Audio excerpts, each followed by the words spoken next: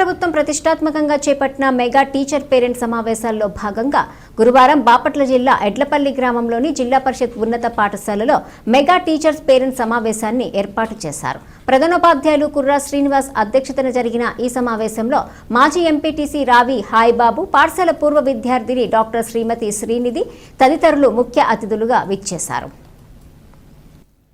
ఈ సందర్భంగా మాజీ ఎంపీటీసీ సాయిబాబా మాట్లాడుతూ విద్యార్థులు చిన్నతనం నుండి క్రమశిక్షణ, మంచి అలవాటు నేర్చుకుని ఉన్నత శిఖరాలు అధిరోహించాలని కోరారు. డాక్టర్ శ్రీనిధి మాట్లాడుతూ విద్యార్థులు సాంకేతిక పరిజ్ఞానాన్ని, సెల్ ఫోన్లను అవసరమైన వరకే ఉపయోగించుకొని తద్వారా విద్యారంగంలో మరింత ముందుకెళ్లాలని అన్నారు. తాను ఈ పాఠశాలలో చదువుకోవటం అదృష్టంగా భావిస్తున్నట్లు చెప్పారు. అనంతరం విద్యార్థులకు, వారి తల్లిదండ్రులకు సాంస్కృతిక కార్యక్రమాలు, వివిధ రకాల పోటీలు నిర్వహించి పోటీలలో గెలుపొందిన వారికి బహుమతులు అందజేశారు.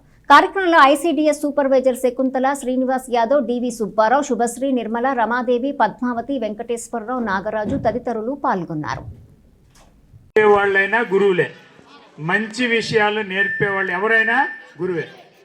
అదేనా తల్లిదండ్రి కన్ని పెంచుతారే, తాతయ్యలు, నాయనమ్మలు, అమ్మమ్మలు కూడా చాలా విషయాలు మనకు చెప్తారే, వాళ్ళు కూడా గురువులే. అదేనా మనకి మంచి విషయాలు చెప్పే వాళ్ళందరూ గురువులే. కాబట్టి ఆ గురువులందరికీ కూడా మనం నమస్కారాలు తెలియజేయాలి. వాళ్ళ గురు పౌర్ణమి మేడం గారు కూడా చక్కగా గుర్తు చేశారు. Thank you madam. మరి ఇప్పుడు అమ్మ పాడే జోల పాట ఇస్తారా అంటే మీరు చూపిస్తున్నటువంటి ఇంట్రెస్ట్ని బట్టి వాళ్ళు మీకు మీ పిల్లాడు ఎక్కడ వెనకబడి ఉన్నాడు, ఎక్కడ బాగున్నాడు అనే విషయాలు తప్పకుండా చెబుతారు.